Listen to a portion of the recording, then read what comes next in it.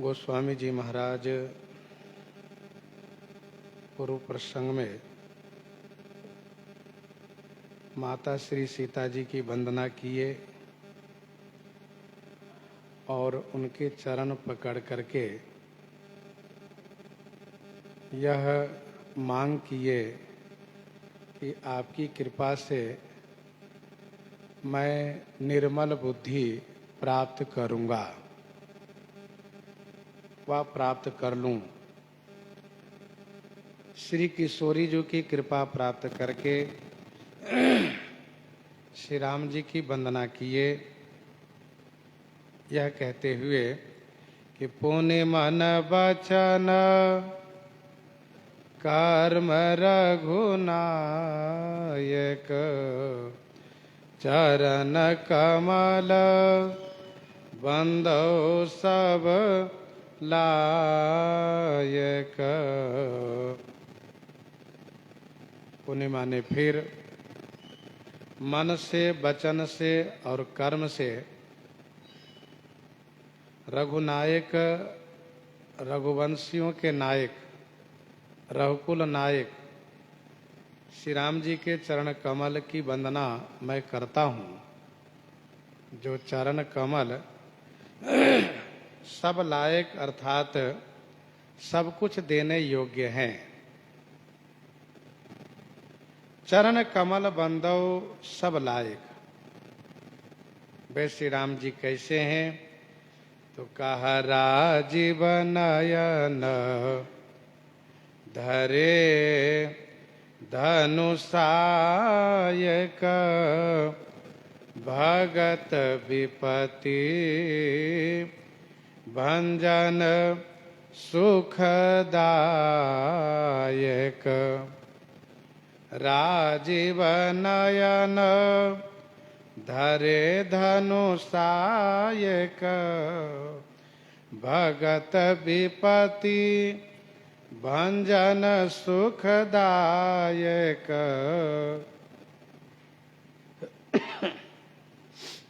राजीव नयन, राजीव नयन माने कमल के समान नेत्र हैं जिनका, अर्थात कमल नयन है। धरे धनुषायक, धनुष और सायक माने बाण धारण किए हुए हैं।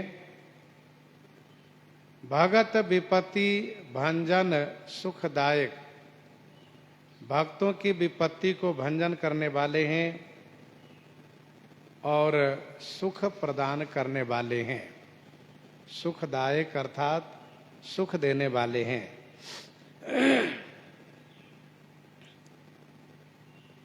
राजीव नयन, यह कृपा सूचक है।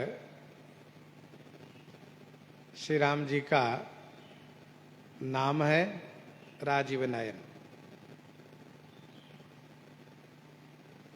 राजीव का अर्थ होता है लाल कमल।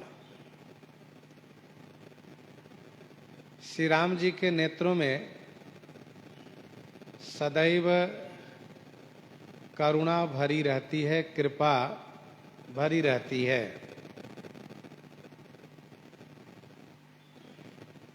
राजीव विलोचन भवभय मोचन पाहि पाहि शरणहि आई। तो राजीव विलोचन भवभय मोचन तथा गोस्वामी जी ने और भी जगह इस नाम को लिखते हुए कहा कि सुनि सीता दुख प्रभु सुख आयना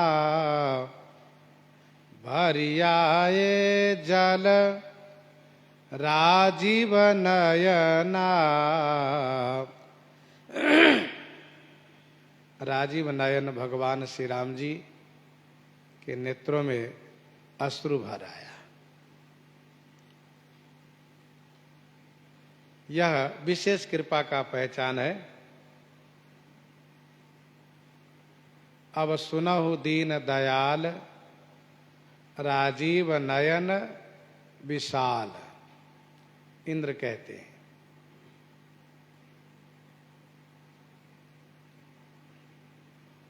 सुनु सुग्रीव विभीषण, अनुज संभार्यु सैन। मैं देखूं खल बल दलहि, बोले राजीव नयन। ये सब कृपा सूचक है, विशेष कृपा।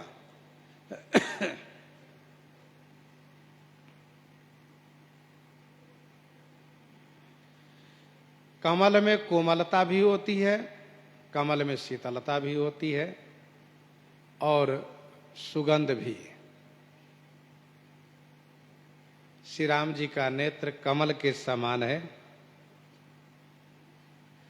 सदैव धनुष बाण लिए रहते हैं, धरे धनुषायक। यहां तक कि तापस वेश विशेख उदासी, उस वरदान को सत्य करने के लिए श्री राम जी बलकल धारण किए। राम तुरत मुनि वेश बनाई, परंतु उस अवस्था में भी धनुष बाण का परित्याग नहीं किए।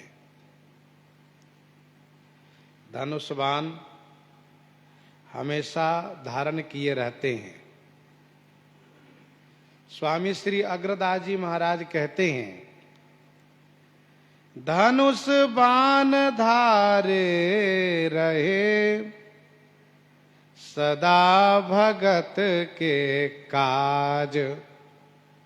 धनुष बाण धारे रहे, सदा भगत के काज। अग्रसुईते जानियत, राम गरीब निवाज। राम गरीब निवाज। धनुष बाण धारे लखत, दीन ही होत उछाह। टेढ़े सुधे सबनि को, है हरि हाथ निबाह। है हरि हाथ निबाह।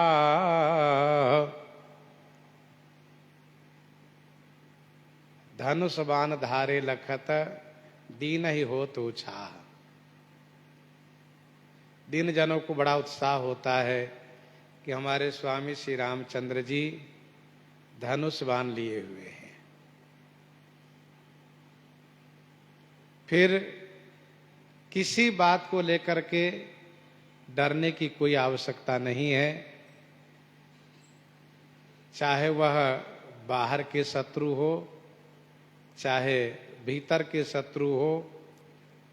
श्री राम जी जब धनुष बाण लिए हैं तो कोई शत्रु कुछ बिगाड़ नहीं सकता। अभी 2-3 दिन पहले हम लोग चर्चा कर रहे थे, श्रीमद् भागवत महापुराण के टीकाकार स्वामी श्री श्रीधर जी महाराज यजमान के घर से लौट रहे थे। चोरों ने पूछा, आपके संग कौन है? इन्होंने कहा, मेरे संग श्री रघुनाथ जी हैं। चोरों ने देखा इनके साथ तो कोई भी नहीं, ये कहते श्री रघुनाथ जी हैं। तो जैसे ही इनको मारने के लिए उपक्रम करते हैं, प्रयास करते हैं, वैसे ही सन्मुख घोड़े पर सवार धनुष पर बाण चढ़ाए हुए श्री राम जी दिखाई देते हैं। और बाद में वही चोर स्वामी जी के शिष्य बन जाते हैं इस प्रभाव को देख करके। तो कहने का भाव यह है कि श्री रघुनाथ जी सहायक है, तो फिर चिंता किस बात की है। गोस्वामी श्री तुलसीदास जी महाराज की जीवनी में ऐसा वर्णन है कि श्रीमद् रामचरितमानस जी को चुराने के लिए चोर लोग आए, तो कुटिया के बाहर श्री राम जी को धनुष बाण लिए हुए रक्षा करते दिखाई दिए। तो श्री राम जी धनुष बाण लिए हुए हैं, फिर किसी बात की चिंता नहीं होनी चाहिए। तब लग हृदय बसत खल नाना लोभ मोह मत्सर मदमाना, जब लग उर न बसत रघुनाथा धरे चाप सायक कटी भाथा, धरे चाप सायक कटी भाथा।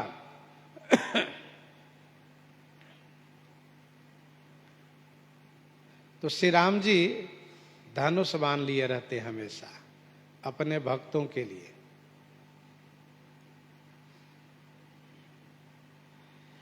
श्रीमद् वाल्मीकि रामायण में ऐसा वर्णन है, भगवान श्री रामचंद्र जी ने निशाचरों को मारने की प्रतिज्ञा की, तो श्री सीता जी ने इस प्रतिज्ञा पर अपना विरोध प्रकट किया। श्री सीता जी जगत माता हैं, उन्होंने कहा स्वामी, राक्षसों ने आपका कोई अपराध किया नहीं है और आपने उसे मारने की प्रतिज्ञा की है कि निशिचर ही न करऊ मही भुज उठाईपन किन। मुझे ऐसा लगता है कि यह गलत प्रतिज्ञा आपकी है, इससे आपकी बड़ी बदनामी होगी, आपका अपजस होगा। आप तपस्वी वेश बनाए हैं और हिंसा करेंगे, यह तो वेश के विपरीत है। स्वामी, मनुष्य का पतन 3 मार्ग से होता है, 3 कारण से होता है। पहला तो यह कि मिथ्या भाषण, झूठ बोलने से। दूसरा कारण यह है कि परतीय गमन करने से। और तीसरा कारण यह है कि कुसंगति से। मैं इस बात को विश्वास के साथ कह सकती हूं कि आप में 2 दोष बिल्कुल नहीं है। आप कभी झूठ नहीं बोलते और परतीय के प्रति कुदृष्टि नहीं डालते। मोहि अतिशय प्रतीति मन केरी, जही सपने ऊपर नारी न हेरी। श्री राम जी झूठ नहीं बोलते, रामो दूर ना भी भासते।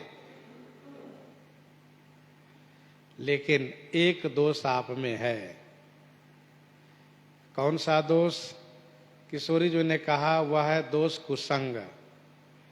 ये जो धनुष बाण है ना, ये आपके लिए कुसंग है। तपस्वियों को अस्त्र शस्त्र नहीं रखना चाहिए, यह कुसंग है। एक तपस्वी तपस्या कर रहा था, उसकी तपस्या से डर करके देवराज इंद्र ने छद्म वेश में तलवार धरोहर के रूप में रखा। परिणाम ये हुआ कि वह तपस्वी उस तलवार की कुसंगति के कारण कालांतर में हिंसक बन गए, उनकी तपश्चर्या नष्ट हो गई। तो स्वामी, आप इस धनुष बाण को, अस्त्र शस्त्र को कहीं रख दीजिए, घर लौटिएगा तो साथ में लिए चलिएगा। तब श्री राम जी ने अपने धनुष बाण के प्रियत्व को श्री सीता जी से कहा। श्री राम जी ने कहा, प्रिय श्री सीता जी, आप इस बात को जानती हैं कि मेरा अवतार भूभार हरणार्थ हुआ है। मैंने देवताओं को आश्वासन दिया था। मेरा वनवास भी असुरों के संहार हेतु ही हुआ है।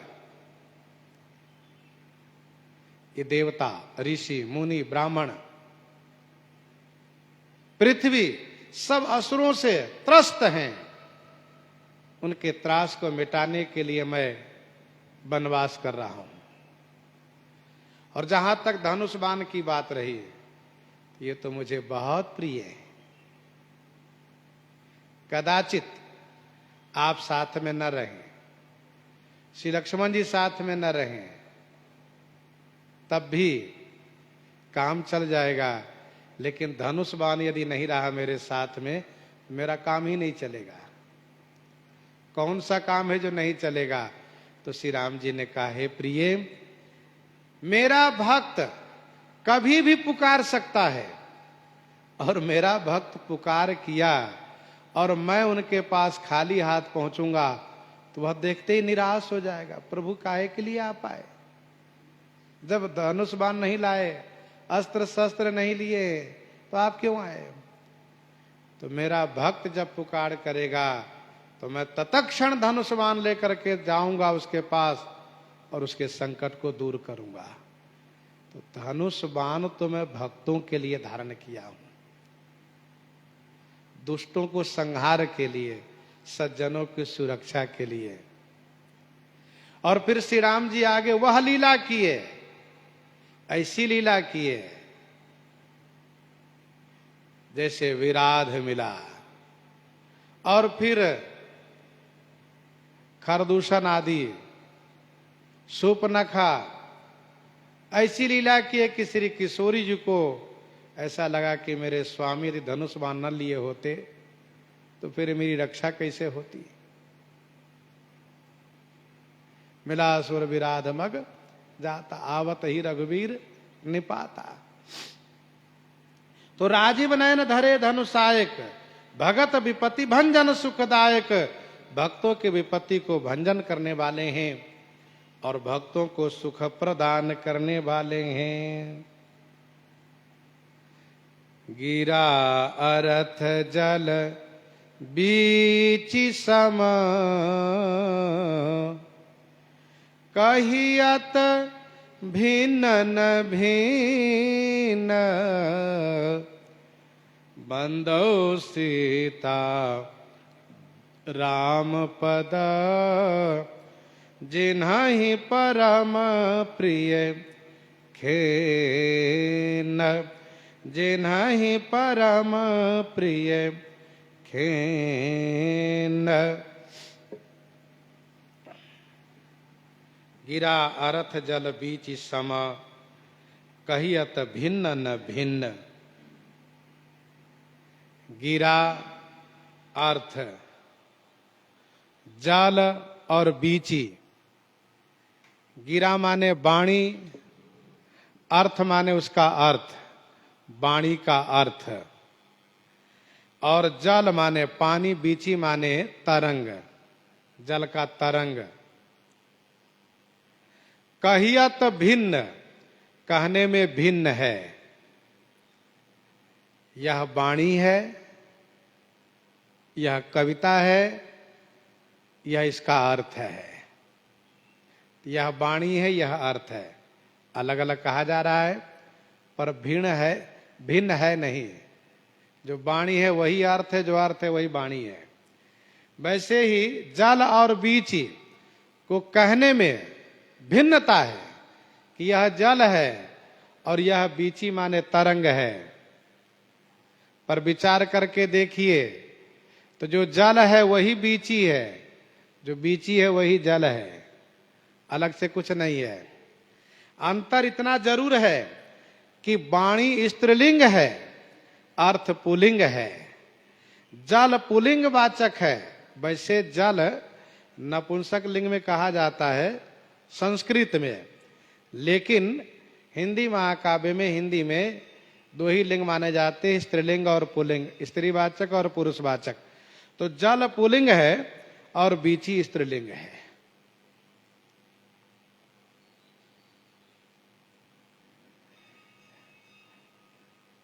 एक बात और समझने योग्य है।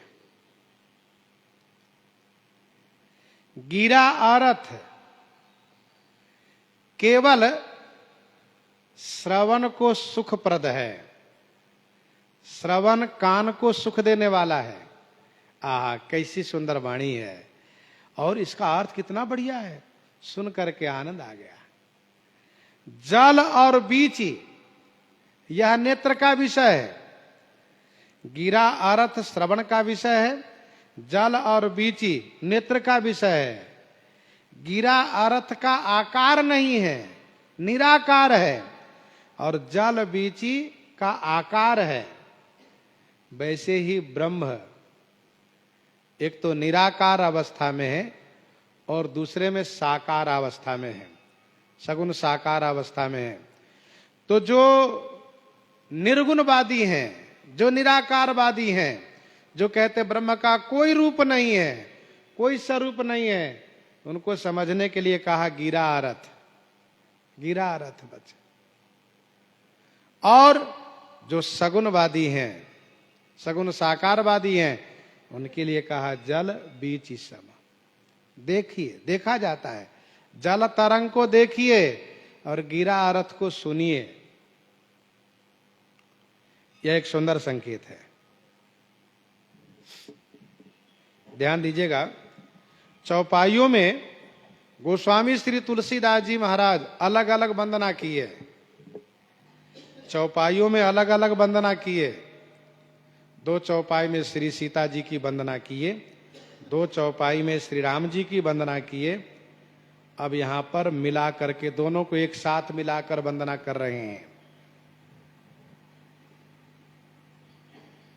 वंदना करते हुए कहते हैं, बंदव सीताराम पद, मैं श्री सीताराम जी के चरण में वंदना करता हूं, प्रणाम करता हूं, जिनको खिन्न माने दीनहीन जो दास हैं वह परम प्रिय हैं, जो दीनों पर दया करते हैं। इस दोहे में गोस्वामी जी महाराज श्री सीताराम जी की अभिन्नता दर्शा रहे हैं,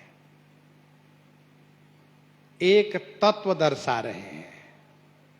अभिन्न है, तत्वतः एक ही है, इसी बात को दर्शा रहे हैं। गिरा अर्थ कहने के लिए 2 है पर है एक, जल बीची कहने के लिए 2 है पर है एक।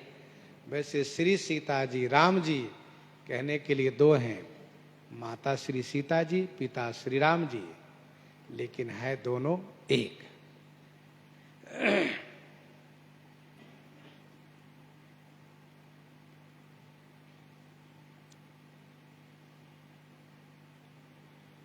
प्रश्न ये उठता है,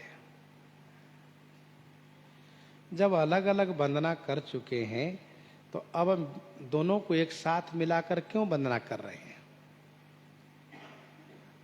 दोनों को अलग अलग वंदना कर चुके हैं तो एक साथ वंदना क्यों कर रहे हैं?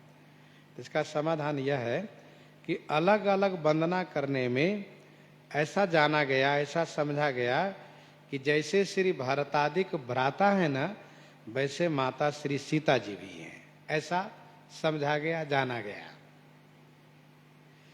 इस संदेह को दूर करने के लिए गोस्वामी जी इस दोहे में 2 दृष्टांत दे करके दोनों की वंदना की है कि दोनों एक ही हैं, 2 नहीं है।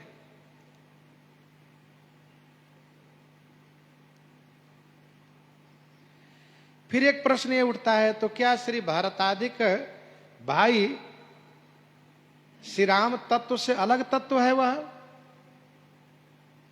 श्री राम तत्व से अलग तत्व है?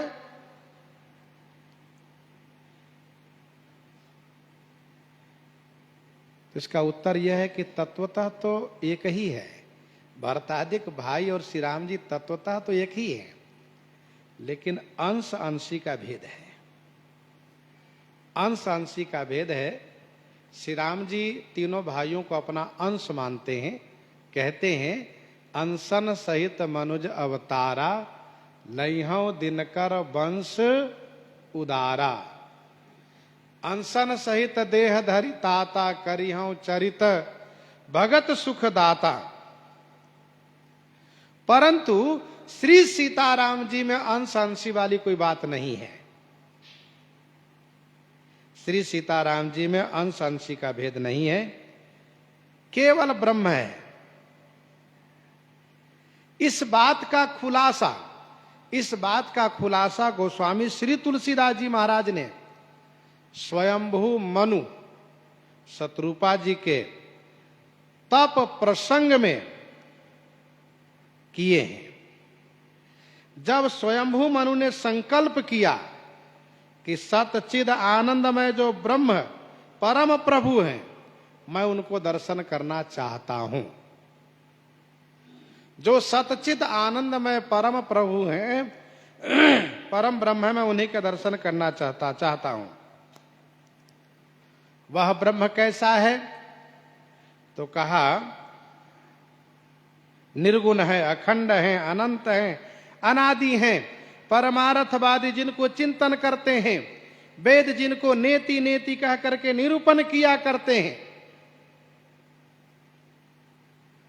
निरुपाधि हैं, अनुपम है, जिनके अंश से श्री ब्रह्मा विष्णु महेश उत्पन्न होते हैं, ऐसे ब्रह्म अपने भक्त के अधीनस्थ रहते हैं और भक्तों के लिए लीला शरीर धारण करते हैं। लीला काल में प्राकृत मनुष्य के जैसे दिखाई पड़ते हैं। जो कहते हैं वह करते हैं। इस प्रकार से वेदों ने उनके लिए कहा है। और यदि वेद ने उनके लिए ऐसा कहा है कि भक्तों के मनोरथ वे पूरा करते हैं, जो यह वचन सत्य श्रुति भाखा तो हमार पूजा ही अभिलाखा, हमारी अभिलाषा को अवश्य पूरा करेंगे। तप देख करके श्री मनु जी के पास श्री ब्रह्मा जी, शिव जी, विष्णु जी बहुत बार आए। वर मांगने के लिए कहा, परंतु स्वयंभू मनु राजा की अखंड वृत्ति परम ब्रह्म में लगी हुई है, इसीलिए उनके वचन भी इनको सुनाई नहीं दिए। तब परम ब्रह्म परमात्मा भगवान श्री राम जी ने अपने भक्त को अर्थात श्री मनु जी को अनन्य सेवक जान करके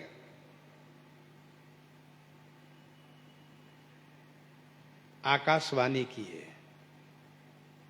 राजन वरदान मांगो। जैसे कहा वरदान मांगो, त्रिगुणातीत परम ब्रह्म प्रभु की वाणी, ध्यान दीजिएगा, श्री ब्रह्मा विष्णु महेश तीनों गुण के अधिष्ठाता हैं और परम ब्रह्म श्री राम जी त्रिगुणातीत हैं। उनकी अमृतमयी वाणी श्रवण द्वार से जैसे ही हृदय में प्रविष्ट हुई, वैसे ही मनु जी का शरीर हृष्ट पुष्ट हो गया। ऐसा उनको लगने लगा कि मैं अभी घर से आया हूं, इतना आनंद उनको प्राप्त होने लगा। मनु जी ने उस वाणी को दंडवत प्रणाम किए और कहा, हे सेवक के लिए कल्प वृक्ष कामधेनु, हम आपके स्वरूप को नहीं जानते कि आपका स्वरूप कैसा है,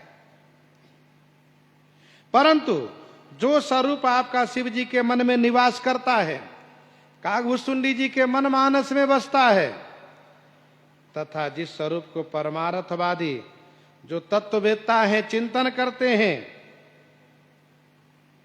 वेद जिनको निर्गुण सगुण कह करके निरूपण करते हैं, आप कृपा करके उसी रूप को हमें दर्शन प्रदान करें।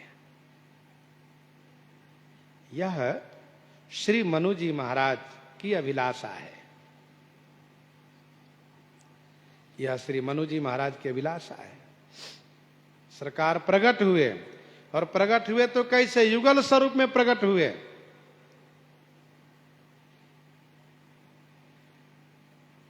तो जैसा कुछ ब्रह्म का स्वरूप अखंड है सो दिखाया।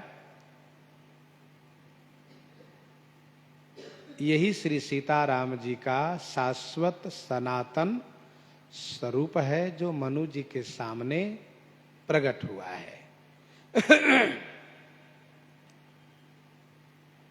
हम मनु जी द्वारा प्राप्त श्री सीताराम जी की उपासना करते हैं तो समझना चाहिए कि अखंड ब्रह्म की उपासना करते हैं। और बाकी स्वरूपों में उपासना करते हैं तो श्री राम भक्त कहते हैं कि सखंड ब्रह्म की उपासना है। ये उनकी अपनी भावना है। तो वैसे ब्रह्म सभी रूपों में पूर्ण है। पूर्णमदः पूर्णमिदं पूर्णात् पूर्णमुदच्यते पूर्णस्य पूर्णमादाय पूर्णमेवावशिष्यते। फिर भी अपने अपने पक्ष को हर कोई रखते हैं। यही तो युगल स्वरूप है।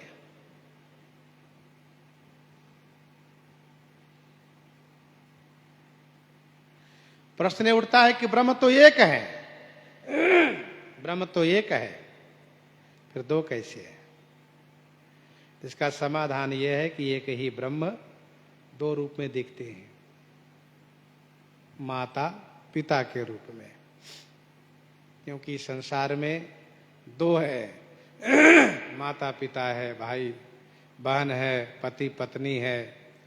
इस प्रकार से जो एक संबंध है, तो माता पिता के रूप में श्री सीताराम जी दिखाई देते हैं।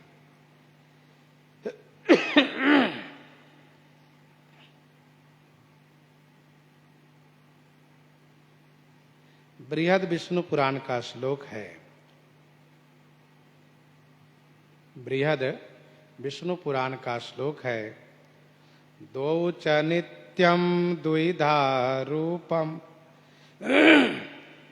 द्वौ च नित्यं द्विधा रूपम, तत्वतो नित्यमेकता। राम मंत्र स्थिता सीता, सीता मंत्रे रघुत्तमः।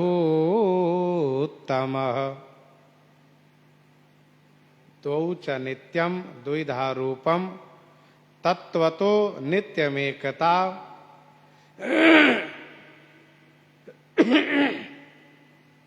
राम मंत्र स्थिता सीता, सीता मंत्रे रघुत्तमः। अर्थ बिल्कुल स्पष्ट है। यद्वा शब्दात्मको रामो, यद्वा शब्दात्मको रामो, सीता शब्दार्थ रूपिणी। यद्वा वाणी भवेत सीता, रामः शब्दार्थ रूपवाण। इस श्लोक में स्पष्ट कर दिया गया, श्री सीता जी वाणी है, श्री राम जी अर्थ है, शब्दार्थ। यद्वा वाणी भवेत सीता, राम शब्दार्थ रूपवान।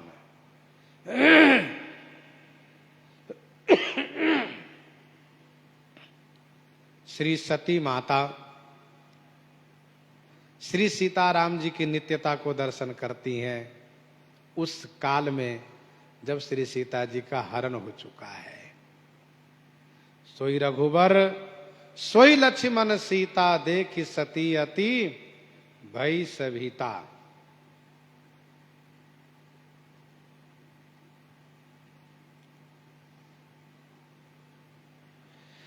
महाराजा श्री चक्रवर्ती अवधेश जी, श्री दशरथ जी महाराज,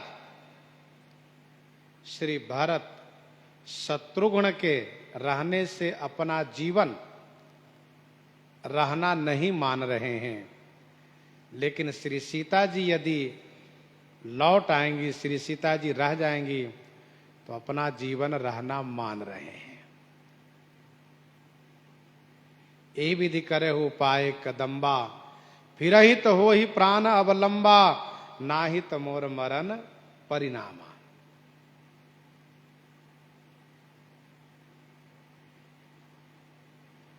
संत महापुरुषों ने यह कहा, संत महापुरुषों ने यह कहा कि भक्तों के आनंद के लिए अथवा तो स्वयं लीला करने के लिए, आनंद लेने के लिए, आनंद देने के लिए, वे तो स्वयं आनंद स्वरूप हैं।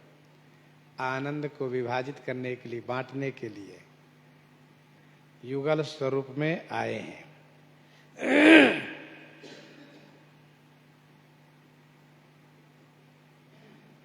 अक्षर के दृष्टि से यदि विचार करें तब भी श्री सीताराम, सीताराम और ब्रह्म दोनों एक है। कहिए कैसे? तो ब्रह्म ब र ह म 4 अक्षर है ब्रह्म। अब इन चारों को आप गिनती कर लीजिए।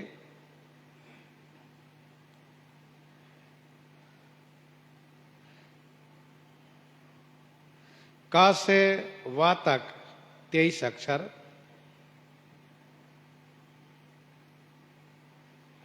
क से र तक 27 और क से ह तक 33 और क से म तक ये 25। तो क से ब तक 23, क से र तक गिनती करिएगा तो 27, क से ह तक 33, क से म तक 25। तो 23 जोड़ 27 जोड़ 33 जोड़ 25 ये बराबर 108 होता है। वैसे ही हम लोग श्री सीताराम जी में देख लें तो सा, ई, ता और आकार है। सा, ई, ता, आ 4 अक्षर इसमें है। क से दंती सा तक 32 है और ई तक अ, आ, ई ये 4 हो गए और क से त तक 16 आ 2 ये हो गए। तो 32, 4, 16, 2 ये 54 हो गए। और 54 ये हुए। राम में देखें तो र, आ और म। तो क से र तक 27 आकार है अ, आ 2 ये हो गए और क से म तक 25। तो क से म तक 25 आ 2 ये 25 2 27 और क से र तक 27। तो 27 27 54। तो श्री सीता जी, सीता नाम में भी 54 अक्षर होता है और राम नाम में भी 54 अक्षर होता है। तो इस प्रकार से 54 54 108। तो इस वर्णमाला को अक्षर की दृष्टि से गिनेंगे तो ब्रह्म शब्द में 108 मात्रा होती है, वैसे ही सीताराम शब्द में भी 108 मात्रा होती है। लोग कहते 108 क्यों लिखते हैं? तो 108 ये पूर्णता का पहचान है। ब्रह्म और सीताराम ये दोनों शब्द 108 वर्ण के दृष्टि से गिना जाता है। इसीलिए महापुरुषों को खास करके गुरु जी के नाम में 108 लगाया जाता है। और 108 अंक लगाने का मतलब ये है कि हमारे गुरु जी ब्रह्म है, ये उसका अभिप्राय होता है। अब कोई 1008, अब 1,08,000, 1 करोड़ 8 लिखें तो उनकी बात वे जाने, लेकिन 108 की यह बात प्रमाणित है। पहले यह था कि एक गुरु जी हुए, एक जगत गुरु, अब उससे मन में संतोष नहीं हुआ तो फिर विश्व गुरु, ब्रह्मांड गुरु, अलग अलग नाम लिखने लगे। तो वैसे ही 108 लगता है कम अंक है, 1008 कर लो। कुछ लोगों को लगा नहीं ये भी बहुत कम है, 1,08,000 करो। लेकिन क्यों, अब उसके बारे में वे जाने। लेकिन 108 क्यों, इसके बारे में तो आप समझे रहिए। 108 इसलिए लगाया जाता है कि ब्रह्म शब्द में 108 अक्षर होता है और वैसे सीताराम शब्द में भी 108 अक्षर होता है।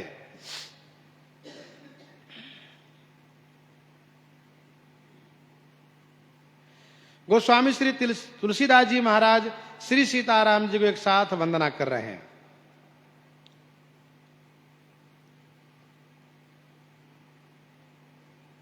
यह दोहा जो है ना, देहली दीपक न्याय से ऊपर के प्रसंग और नीचे के प्रसंग दोनों को समझाने वाला है। यह दोहा ऊपर के प्रसंग और नीचे के प्रसंग दोनों को समझाने वाला है। कहिए कैसे?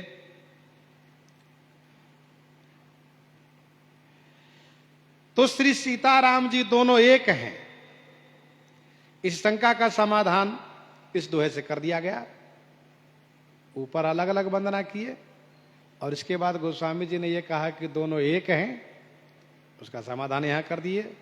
गिरा रथ जल बीच सम कहियत भिन्न न भिन्न, बंदो सीताराम पद जिनहि परम प्रिय खिन्न। अब आगे गोस्वामी जी वंदना करने जा रहे हैं बंदौ नाम राम रघुबर को। यहां भी प्रश्न उठा, केवल राम जी की वंदना, केवल राम नाम की वंदना, ऐसा क्यों? तो क्या गोस्वामी तुलसीदास जी महाराज केवल श्री राम उपासक हैं, युगल उपासक नहीं हैं? और यदि युगल उपासक हैं तो बंदो सीता राम नाम कहना चाहिए।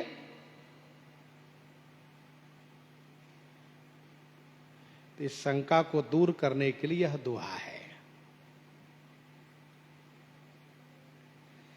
गोस्वामी जी कहना ये चाहते हैं कि सीता कहिए तो राम होगा और राम कहिए तो सीता होगा। राम मंत्र स्थिता सीता, सीता मंत्रे रघुत्तमः। बृहद विष्णु पुराण का श्लोक अभी आपने थोड़ी देर पहले सुना है।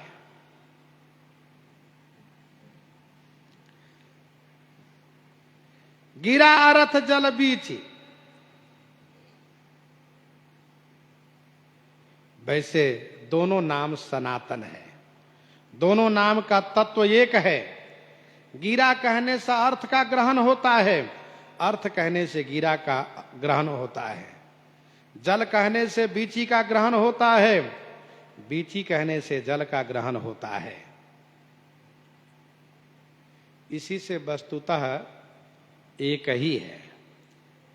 नाम दो हैं पर सनातन हैं, नाम दो हैं पर सनातन हैं। जब से गिरा है तब से अर्थ है, जब से जल है तब से बीची है। ऐसा ना हो कि जल और बीची बाद में अलग अलग, जल पहले हुआ बीची बाद में, सो नहीं, साथ ही है। वैसे सीता और राम, सीता पद और राम पद, यह दोनों सनातन हैं, दोनों तत्व एक ही है।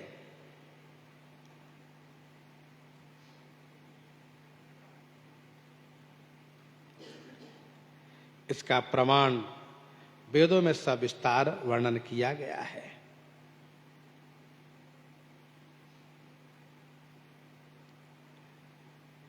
वेदों में तत्वमसि महावाक्य है, इस प्रकार से इसका विशेष विस्तार किया गया है। महारामायण में पढ़ना चाहिए, वहां भी विस्तार से इसका वर्णन है।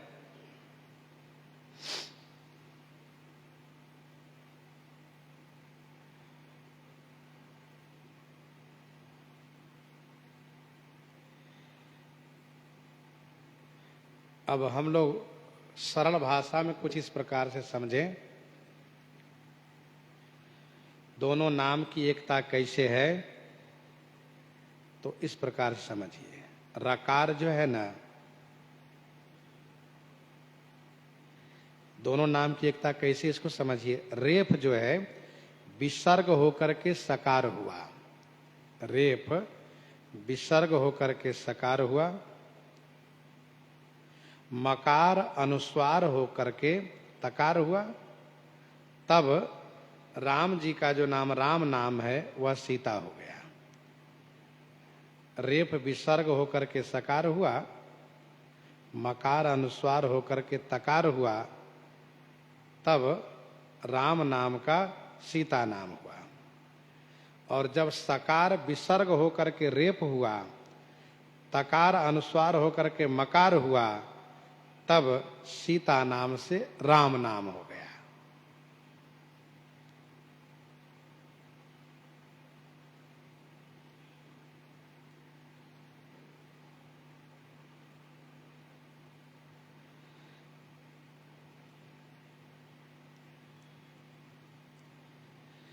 नाम दोनों सनातन है, एक रस अखंड है। जब से राम नाम है तब से सीता नाम है, जब से सीता नाम है तब से राम नाम है। इसलिए गिरा अर्थ जल बीची का दृष्टांत दिए हैं। एक और प्रश्न है, शंका है, दो दृष्टांत देने का क्या मतलब है? दो दृष्टांत देने का क्या प्रयोजन है? इसका समाधान यह है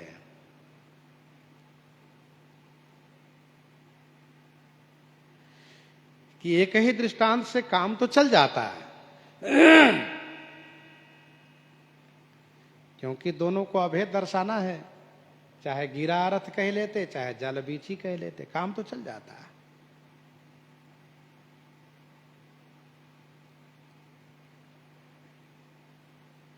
लेकिन एक बात लोगों के मन में आती है, गिरा व अर्थ तत्व भेद तो होता है, परंतु सूक्ष्म से कारण कार्य पाया जाता है। गिरा अर्थ तत्व में अभेद है, ये तो स्पष्ट हो गया। जो गिरा है वो अर्थ है, लेकिन सूक्ष्म दृष्टि से विचार करें तो कारण कार्य पाया जाता है। गिरा का विकार अर्थ है, गिरा का विकार अर्थ है, तो गिरा कारण है, अर्थ कार्य है। ये हुआ। गिरा स्त्रीलिंग है, अर्थ पुल्लिंग है, तो श्री सीता जी कारण है, श्री राम जी कार्य है। यह बात स्पष्ट हो जाती है।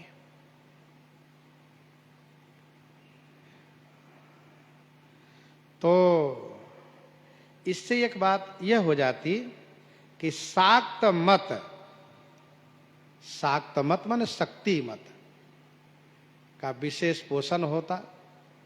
शक्ति को मानने वाले सब बहुत इस बात को लेकर के विशेष जोर देते, आह्लादित होते कि देखो गोस्वामी जी ने गिरा अर्थ कह करके श्री सीता जी को कारण और श्री राम जी को कार्य कहा है।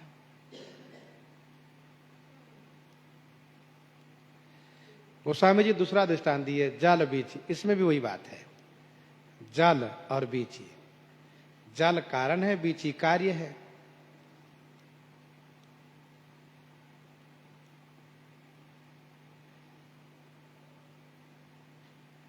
जल कारण है, बीची कार्य है। तो श्री राम जी जल स्थान में हुए, कारण रूप हुए, श्री सीता जी बीची स्थान में हुई। श्री सीता जी बीची स्थान में हुई तो कार्य हुई।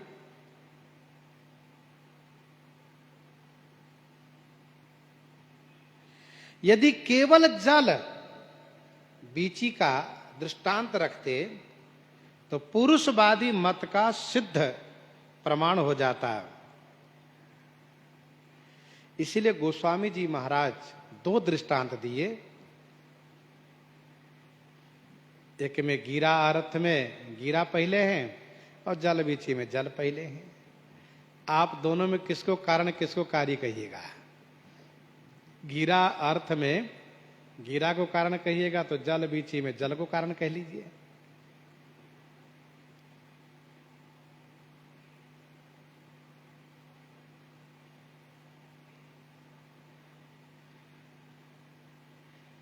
अब जो गिरा अर्थ को पढ़ेंगे वे कहेंगे श्री सीता जी कारण है, जल बीची पढ़ेंगे वे कहेंगे श्री राम जी कारण है। इसलिए गोस्वामी जी महाराज दो दृष्टांत दिए।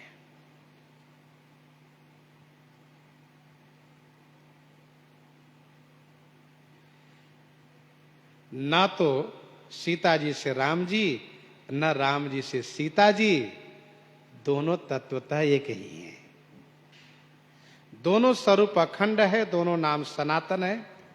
इसमें कार्य कारण भेद नहीं है। दोनों स्वरूप केवल शुद्ध ब्रह्म है। दोनों नाम ब्रह्म तत्वाकार वाचक है। इसलिए गोस्वामी जी ने दो दृष्टांत दिए।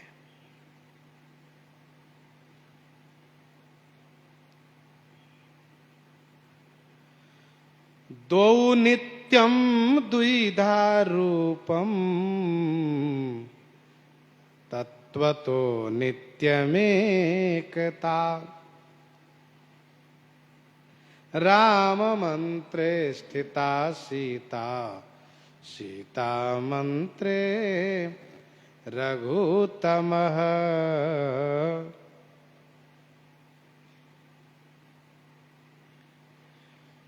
तो श्री राम नाम की वंदना करने से श्री सीता नाम की भी वंदना हो गई। फिर भी कुछ लोगों ने जानना चाहा कि जब दोनों तत्वता एक ही है तो बंदो नाम राम रघुवर को जो गोस्वामी जी ने कहा तो बंदो सीता नाम कह लिए होते। तो इसका समाधान यह किया है संतों ने कि श्री राम जी श्री सीता जी तत्वतः एक ही हैं, लेकिन लीला करने के लिए श्री राम जी पहले आए हैं, श्री सीता जी बाद में आई हैं। श्रीमद् वाल्मीकि रामायण के अनुसार 5-6 साल बाद श्री सीता जी का अवतरण हुआ है, बाद में आई श्री सीता जी। दूसरा भाव यह है कि तत्वतः एक ही है, फिर भी श्री राम जी पिता रूप में है, श्री सीता जी माता रूप में है, और पति पत्नी का रूप धारण किए हैं, माता पिता का रूप धारण किए हैं।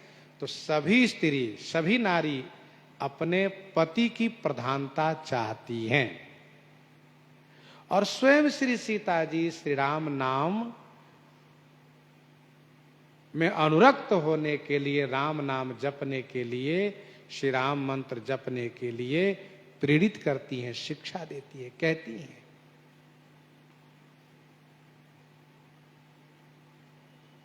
जिन्हि परम प्रिय खिन्न, जिनको खिन्न माने दीनहीन परम प्रिय हैं, जिनको दीनहीन परम प्रिय हैं।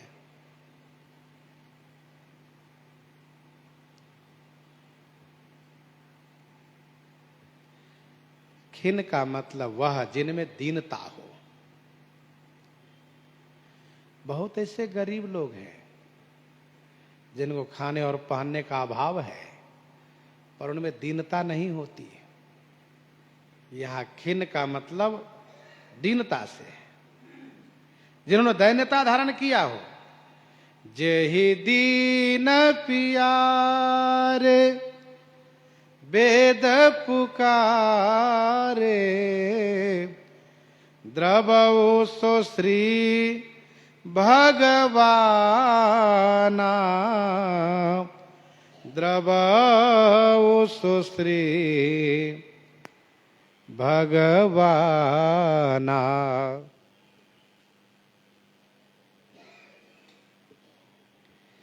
विनय पत्रिका 165 पद में गोस्वामी जी ने लिखा, यही दरबार दीन को आदर रीति सदा चली आई। यही दरबार दीन को आदर रीति सदा चली आई। यही दरबार दीन को आदर रीति सदा चली आई।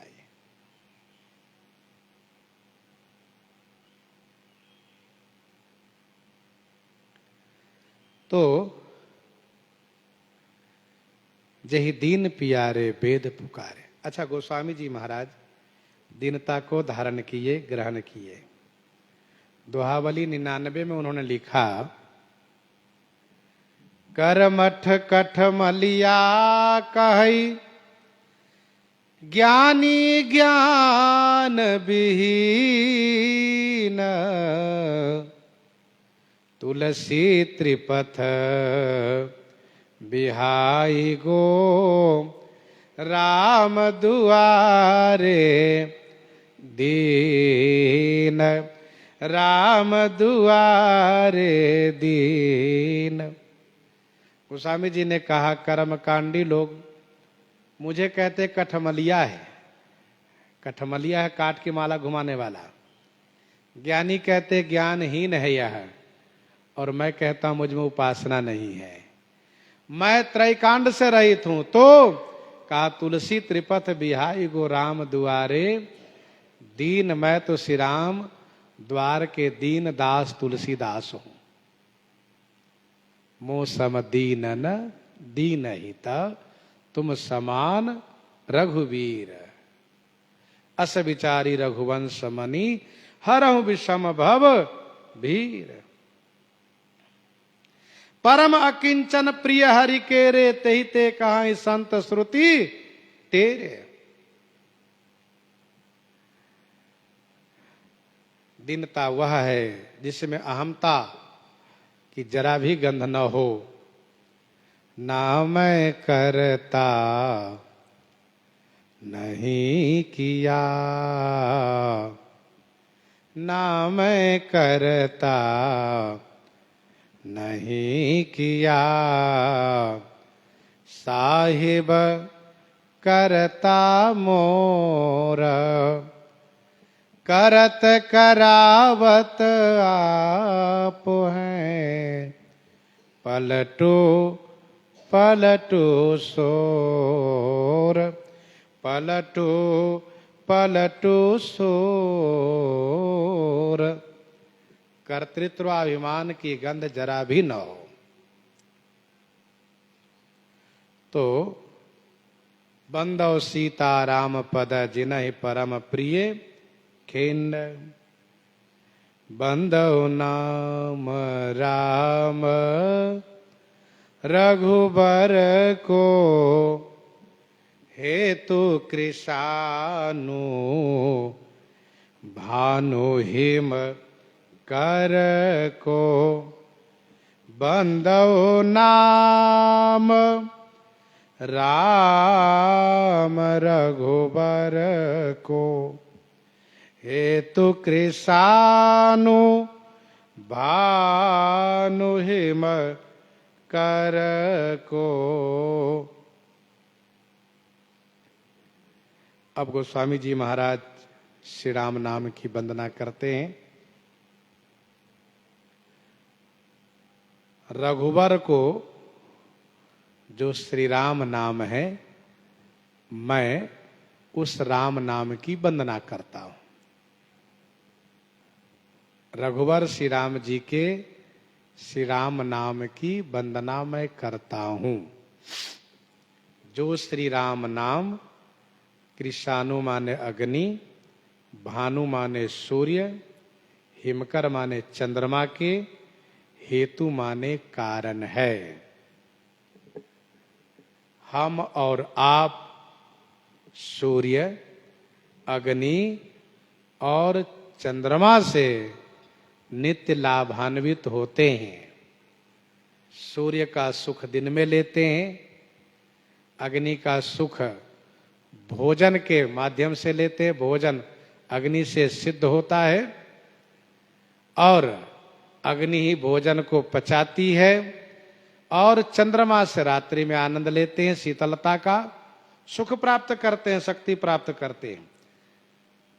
तो जो सूर्य, अग्नि, चंद्रमा हम लोगों के बीच विराजित हैं, ये कहां से हुए हैं, कैसे हुए हैं? गोस्वामी जी कहते हैं राम नाम से हुए। कृषानु अग्नि रकार से आए हैं, सूर्य आकार से आए हैं, चंद्रमा मकार से आए हैं। यदि राम नाम इसमें न रहे तो ये कृषानु नहीं रहेगा, किसानु हो जाएगा, कसानु, कोई काम का नहीं रहेगा। अब भानु नहीं होगा, भनु हो जाएगा, आकार न रहे तो। अब मकार न रहे तो हिकर हो जाएगा। अब जरा देखिए, गोस्वामी जी ने शब्द की रचना भी बड़े सुंदर तरीके से की है। कृषानु, भानु, हिमकर, और भी इनके नाम है, लेकिन उन नामों को न दे करके कहा जरा सोचो, कृषानु में रकार हटा दो, कसानु, भानु में आकार हटा दो, भनु, हिमकर में मकार हटा दो, हिकर, सारहीन। जैसे शरीर से प्राण हट गया, मुर्दा, शरीर किसी काम का नहीं।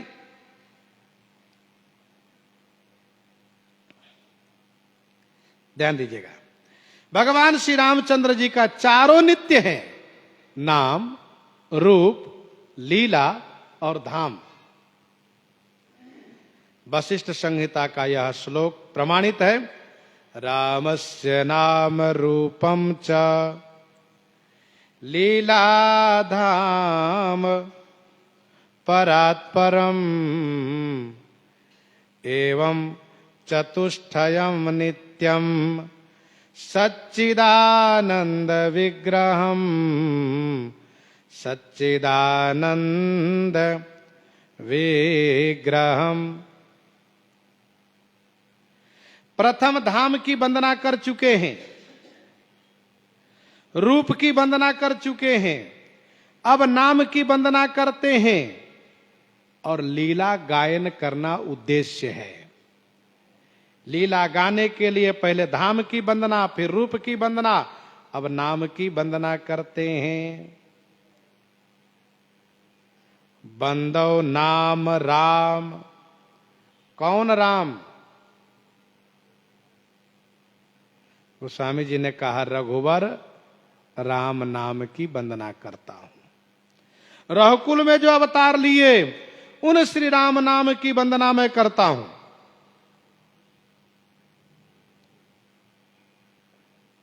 राम नाम में अति व्याप्ति है, राम नाम में अति व्याप्ति है। कैसे? तो राम श्री बलराम जी भी कहलाते हैं। भागवत जी में वर्णन है, अक्रूर जी महाराज श्री राम कृष्ण को लेकर चलते हैं, यमुना जी में श्री राम कृष्ण को दर्शन करते हैं। कृष्ण गीतावली 32 में सीमन चापि सके को कब तब जब हु तो राम कन्हाई।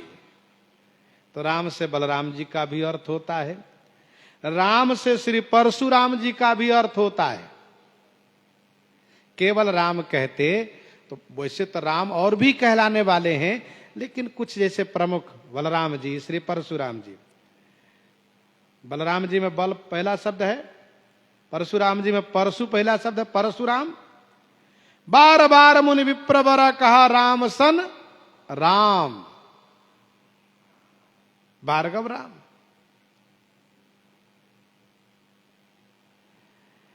और राम नाम जो सगुण साकार को नहीं मानने वाले हैं, जैसे श्री कबीरदास जी के कुछ अनुयायी लोग, कबीरदास जी महाराज के कुछ लोग ऐसे हैं कि जो सगुण साकार नहीं मानते हैं, तो उनकी दृष्टि में राम नाम अनादि है।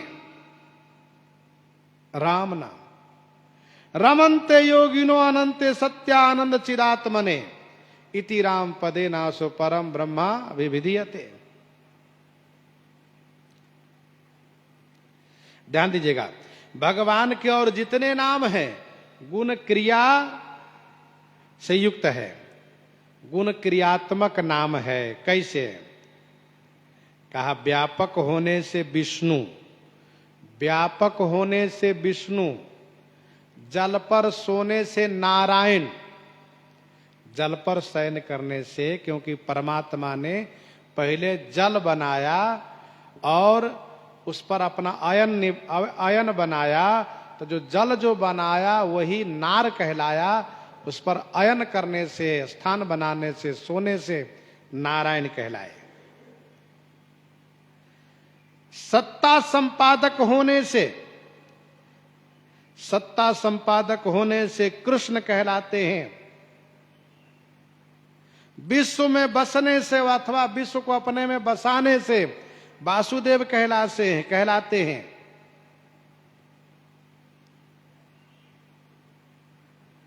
क्लेश को हरण करने से, दुख को हरण करने से हरि कहलाते हैं।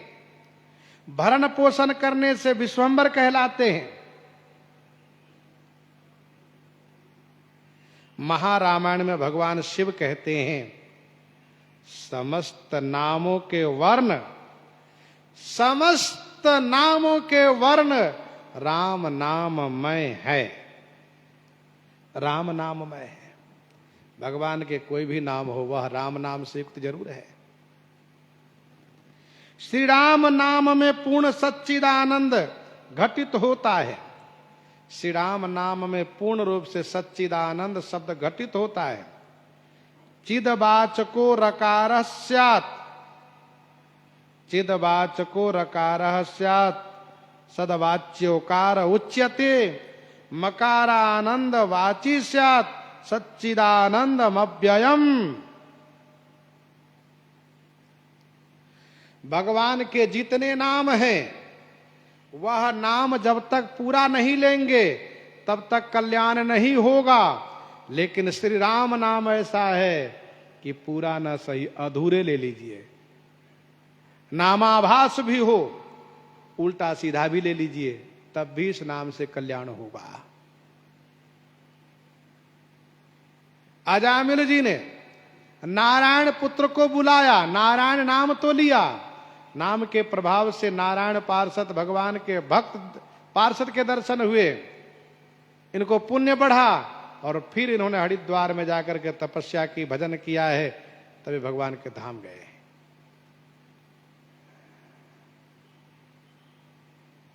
लेकिन श्री राम नाम ऐसे हैं कि चाहे जैसे भी ले लीजिए, हराम कह लीजिए, चराम कह लीजिए, तराम कह लीजिए, विराम कह लीजिए, तब भी काम बन जाएगा। मरते समय में हराम कह लीजिए, तराम कह लीजिए, चराम कह लीजिए, विराम कह लीजिए, तभी आपको कल्याण जरूर करेगा ये नाम। बारह पुराण की वह कथा प्रसिद्ध है, बारह पुराण की वह कथा प्रसिद्ध है जिसमें ऐसा स्पष्ट लिखा है कि उस मुसलमान ने, जो अंधा था, अधम था, वृद्ध था, जर्जर हो गया था, सूकर के बच्चे के धक्का लगने से गिर गया, उसने सूकर के बच्चे को गाली देना शुरू किया, हराम ने मार डाला मुझे, हराम ने मार डाला। हराम कहा इतने प्राण पखेरु उड़ गया उसका, वह गाली दे रहा था, हराम, हराम ने मारा, तो हराम कहा इतने में मर गया वो। तो भगवान श्री राम जी के पार्षद आ गए लेने के लिए, जमदूत भी आ गए। श्री राम जी के पार्षदों ने कहा तुम लोग कैसे आए? उन लोगों ने कहा आप कैसे आए? कह तुमने सुना नहीं? इसने कहा हा राम। जमदूतों ने कहा वाह भगवान, अरे इसने हा राम नहीं किया, इसने गाली दिया था। अरे तुम पागल हो, हा राम। हाँ, तो इस प्रकार से तुलसी भी शोक होए त्रैलोकपति लोक गयो, नाम की प्रताप बात विदित है जग में। महारामायण में भगवान शिव कहते हैं देवताओं में इंद्र, मनुष्यों में राजा, लोकों में गोलोक, नदियों में सरजू और कवि वृंद में अनंत, भक्त में हनुमान, शक्ति में श्री सीता जी, शक्ति में श्री सीता जी, अवतारों में मर्यादा पुरुषोत्तम श्री राम जी, पर्वतों में सुमेरु और नदियों में जलाशयों में सागर, पशुओं में कामधेनु, धनुषधारियों में कामदेव। इस प्रकार से सबके नाम लेते हुए, गिनाते हुए कहा सब में, सभी नामों में राम नाम सर्वोपरि है। जैसे देवताओं में इंद्र है वैसे सभी नामों में राम नाम है, जैसे मनुष्यों में राजा है। आदि पुराण में तो स्पष्ट वर्णन है कि यह श्री राम नाम, जिनको इंद्रादि देवता ही नहीं बल्कि भगवान के सभी अवतार भी जपते हैं। श्री सीताराम नाम प्रकाश वह ग्रंथ प्रकाशित है जिनके लेखक है साकेतवासी परम पूज्य स्वामी श्री युगलानंद शरण जी महाराज, जो ग्रंथ वर्तमान समय में स्वामी श्री मणि रामदास जी की छावनी से प्रकाशित है। श्री सीताराम नाम प्रकाश पुस्तक में पढ़ें तो सभी पुराणों का, उपनिषदों का, वेदों का प्रमाण देकर के उसमें दर्शाया गया है। आदि पुराण का श्लोक उसमें लिखा है। भगवान श्री कृष्ण चंद्र जी अर्जुन को उपदेश करते हैं, कहते श्री राम नाम सर्वोपरि है, कल्याणकारी है, नाम जपिए। और मैं भी श्री राम नाम जपता हूं। श्री राम नाम का जाप भगवान श्री कृष्ण चंद्र जी भी करते हैं, ऐसा आदि पुराण में वर्णन है। बंदौ नाम राम रघुबर को, हेतु कृषानु भानु हिम कर को, हेतु कृषानु भानु हिम कर को। विधि हरिहरमय वेद प्राण सो, अगुण अनुपम गुण निधान सो। दो चौपाई में श्री राम नाम का विशेष परत्व गोस्वामी जी ने दर्शाया है। बहुत कुछ बातें इस पे और भी कहनी है इन दोनों चौपाई के संदर्भ में, इसलिए प्रसंग को आज यहीं पर हृदयांगम करते हैं। आइए श्रवण करते हैं श्री भक्तमाल जी से। श्री राम नाम की